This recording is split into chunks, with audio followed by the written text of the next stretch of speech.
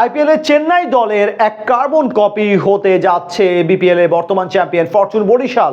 দেশীয় 3 অভিজ্ঞ ক্রিকেটারের পাশাপাশি বিশ্বের সব তারকা ক্রিকেটাররা আসতে যাচ্ছে দলটির হয়ে খেলতে।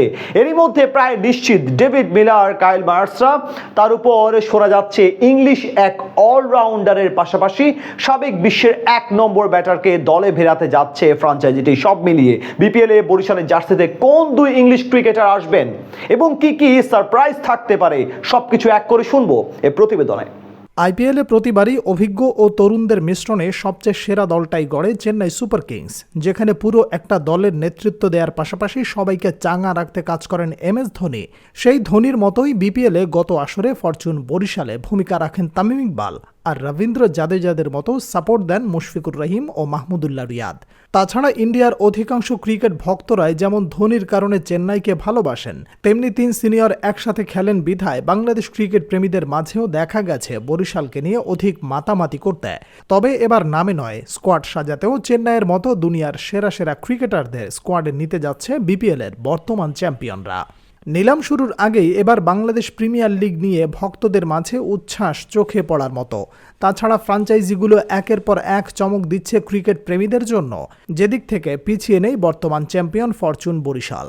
ডিরেক্ট সাইনিংয়ের সুবিধা নিয়ে এরই মধ্যে অধিনায়ক তামিম ইকবালকে নিশ্চিত করেছে মালিকপক্ষ। শোনা যাচ্ছে বাকি 2 সিনিয়র ক্রিকেটারকেও দলে নেয়ার ব্যাপারে ইতিবাচক ফ্র্যাঞ্চাইজিটি, যা স্পষ্ট করেন দলটির মালিক মিজানুর রহমান। তবে শুধু লোকাল ক্রিকেটারই নয়, তারকা বিদেশি ক্রিকেটার নিয়েও কোনো প্রকার আপোষ করতে চায় না পদ্মার পাড়ের দলটা। সরাসরি ভিত্তিতে এরই মধ্যে বিশ্বের সেরা 3টি টি-20 ব্যাটারকে দলে নিয়েছে ফ্র্যাঞ্চাইজিটি, যা প্রায় নিশ্চিত। তার উপর ইংল্যান্ডের এক সেরা অলরাউন্ডারকে নিজেদের স্কোয়াডে নিয়ে আসার চেষ্টা চালাচ্ছে ফ্র্যাঞ্চাইজিটি।